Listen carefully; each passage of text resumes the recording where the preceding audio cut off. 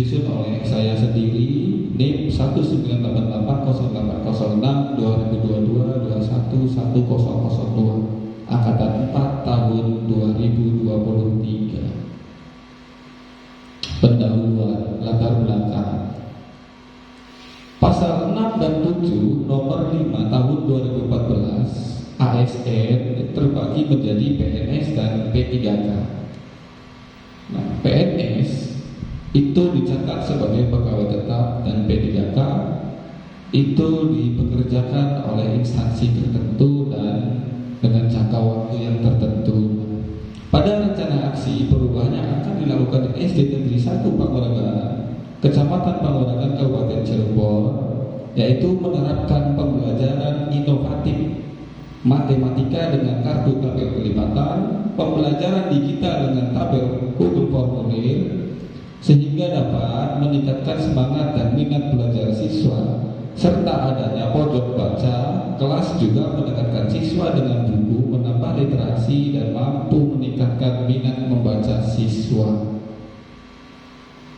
Maksud dan tujuan: meningkatkan motivasi belajar siswa tentang matematika dengan media pembelajaran yang inovatif menggunakan media kartu tabel kelipatan, meningkatkan minat belajar siswa kelas 6 tentang teknologi internet informasi komunikasi dengan Google Formulir dalam evaluasi pembelajaran, pemanfaatan sudut kelas sebagai pojok baca sehingga bisa mendekatkan buku kepada siswa dan menambah literasi serta menambah minat baca siswa.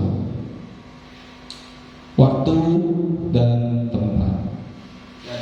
Dalam hal ini rencana aksi yang pertama, pembelajaran inovatif matematika dengan tabel kartu kelipatan, itu akan segera dimulai tahun 2024 di SD Negeri 1 Panguragan.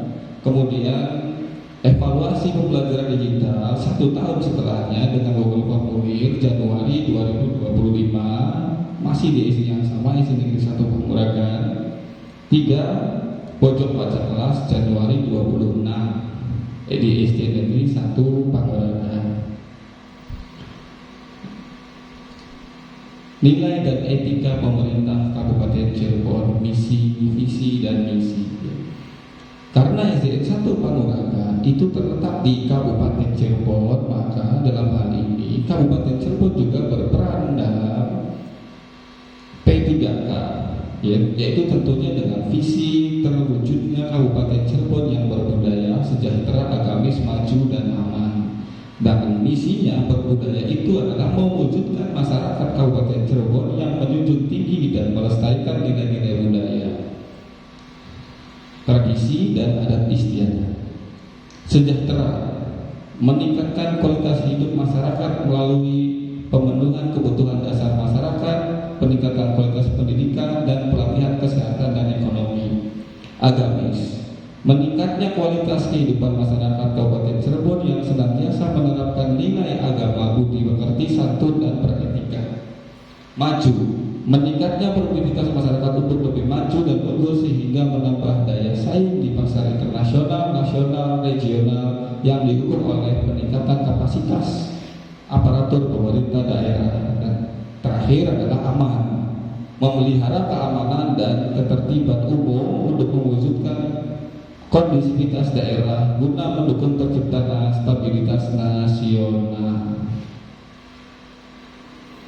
Nah, berdasarkan Peraturan Bupati Nomor 1 Tahun 2022 tentang kedudukan, status organisasi, tugas dan fungsi serta tata kerja perangkat daerah Kabupaten Cirebon, kita sebut sebagai OPD, kemudian direvisi pada Peraturan Pemerintah Nomor 18 Tahun 2016 tentang perangkat daerah. Selanjutnya akan mengganti istilah OPD itu dengan perangkat daerah. Nah, untuk undang-undang P3K itu Undang-Undang Nomor 20 Tahun 2023 tentang aparatur sipil negara tanggal 30 Oktober.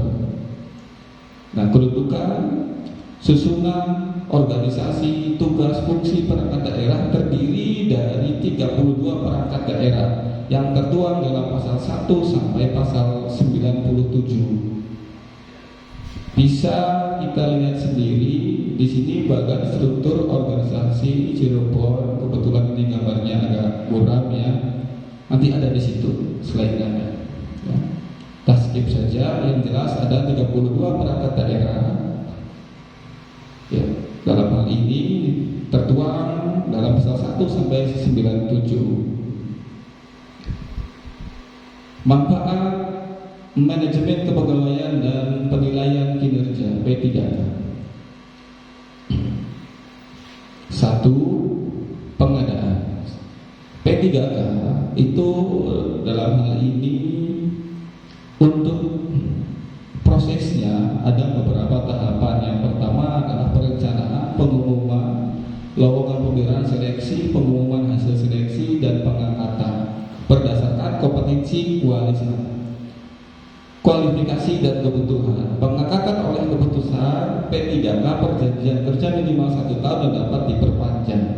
P3K tidak dapat diangkat secara otomatis menjadi calon PNS. Nah, hak P3K adalah mendapat gaji serta tunjangan yang dibebankan kepada APBN atau APBD, diberikan kesempatan untuk pengembangan kompetensi, dapat diberikan penghargaan, mendapatkan perlindungan berupa jaminan hari tua, kesehatan, kecelakaan kerja, kematian, dan bantuan hukum.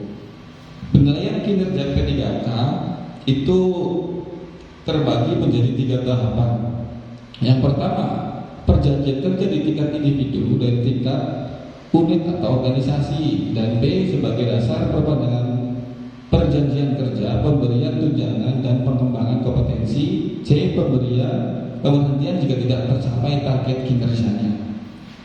Kemudian disiplin. P3K wajib mematuhi disiplin dan akan dijatuhi hukuman disiplin jika melanggarnya. Dalam hal ini P3K guru adalah pendidik profesional dengan tugas utama mendidik, mengajar, membimbing, mengarahkan, melatih, menilai, dan mengevaluasi peserta didik pada pendidikan anak usia dini, jalur pendidikan formal, pendidikan dasar, pendidikan menengah. Kewajiban guru adalah menciptakan suasana pendidikan yang bermakna, menyenangkan, kreatif, dinamis, dan dialogis. Kebetulan saya sendiri sebagai guru kelas 6 dan kewajiban guru kelas diantaranya ada beberapa sampai 11 ya. Dari mulai menyusun kurikulum, menyusun silabus, menyusun rencana pelaksanaan, melaksanakan kegiatan pembelajaran, menilai, menganalisis, melaksanakan pembelajaran, perbaikan, pengayaan, melaksanakan bimbingan, menjadi pengawas, membimbing siswa dalam kegiatan ekstrakurikuler, proses pembelajaran. Berikut susunan dari OPD atau unit kerja yang saya diambil sekarang adalah yang pertama, kepala sekolah kita bernama Tarkawi Adi Purwanto, bendaharanya Sulha, merangkap sebagai guru kelas 4. Kelas 1 Ibu Naila, kelas 2 Ibu Sulha, kelas 3 Faridantun, kelas 4 Pak Sakim, kelas 5 Nurjana, kelas 6 saya sendiri Karyudi dan guru PAI Lili Mandina dan Bayu Insan Sultonik sebagai guru penjas. Serta di sekolah saya juga ada tenaga usaha TU, tata usaha, ada Siti Kosia, dan terakhirnya adalah siswa-siswa. Kebetulan di SN1 Panguragan itu letaknya mepet sawah alias mewah, di mana siswa-siswanya itu bisa dikatakan kurang dalam beberapa pembelajaran tertentu. Dalam hal ini saya fokus kepada pembelajaran matematika. Maka dari itu saya mempunyai rencana aksi bagaimana caranya membuat perubahan, yaitu pembelajaran inovatif matematika dengan kartu tabel kelipatan. Tujuannya adalah meningkatkan motivasi belajar siswa tentang matematika dengan media pembelajaran yang inovatif menggunakan media kartu tabel kelipatan. Indikatornya, melalui pembelajaran kartu tabel kelipatan, siswa kelas 6 dapat menambah semangat dan minat belajarnya matematika sehingga bisa berdampak hasil belajar siswa yang baik. Ya, dalam hal ini nanti akan dilaksanakan pada Januari tahun 2024. Kemudian rencana aksi yang selanjutnya adalah evaluasi pembelajaran digital dengan Google Formulir. Yang kita tidak dipungkiri, tahun 2024 itu adalah tahun internet. Jadi tujuannya adalah bagaimana siswa bisa mengetahui dan mengoperasikan internet dengan baik. Sehingga saya memanfaatkan smartphone untuk evaluasi pembelajaran menggunakan Google Formulir. Indikatornya adalah melatih kemampuan dalam mengoperasikan, memahami teknologi, pemanfaatan smartphone dengan baik, sehingga mereka tidak sampai ketinggalan teknologi. Dan yang ketiga adalah pojok baca kelas. Pemanfaatan sudut kelas sebagai pojok baca sehingga bisa mendekatkan buku kepada siswa dan menambah literasi serta menambah minat baca siswa. Pojok baca kelas itu biasanya tidak pernah terisi dan tidak pernah dimanfaatkan, sehingga pada saat ini, pada tahun 2026 saya berencana melakukan aksi yaitu pemanfaatan sudut pada pojok baca, sehingga bisa mendekatkan siswa dengan buku, bisa menambah literasi, dan bisa meningkatkan kecerdasan membaca. Indikatornya adalah memberikan waktu sehabis istirahat atau mungkin memberikan jadwal pada siswa setelah selesai atau beberapa dalam mata pelajaran tertentu, atau mungkin memberikan waktu kepada siswa ketika ada pelajaran-pelajaran yang memang sedang membutuhkan waktu yang sedikit, jadi bisa dikatakan kapanpun. Intinya bisa melalui dijadwalkan. Indikator selanjutnya adalah kita nanti bisa melakukan tenggang waktu tertentu untuk siswa untuk menyelesaikan bacaannya dalam 1 atau 2 buku. Ya, seperti itu. Nah, begitulah ketiga rencana aksi saya di SDN 1 Negeri Panguragan.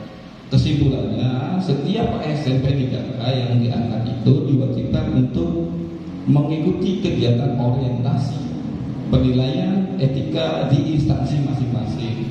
Yang kedua adalah salah satu kewajiban P3K adalah melakukan kerja dengan sesuai tupoksinya dengan baik sehingga bisa meneruskan perpanjangan kontrak kerja. Yang ketiga, P3K yang baru saja diangkat mampu melaksanakan pelayanan publik serta pemerintahan dalam tugas pembangunan tertentu secara profesional di lingkungan instansi pemerintah Kabupaten Cirebon. Nah, masalah orientasi ini juga bisa memberikan pemahaman dan pengenalan bagi para ASN pada tugas dan fungsi serta visi-misi dari pemerintah Kabupaten Cirebon. Sedikit saran dari saya adalah kita sebagai pendidik kedepannya dapat menjalankan tugas dengan baik sesuai dengan tupoksi masing-masing. Bimbingan dan motivasi dari hasil orientasi meningkatkan etos kerja, mendapatkan hasil yang optimal dan tercapainya tujuan pendidikan sesuai dengan visi dan misi Kabupaten Cirebon.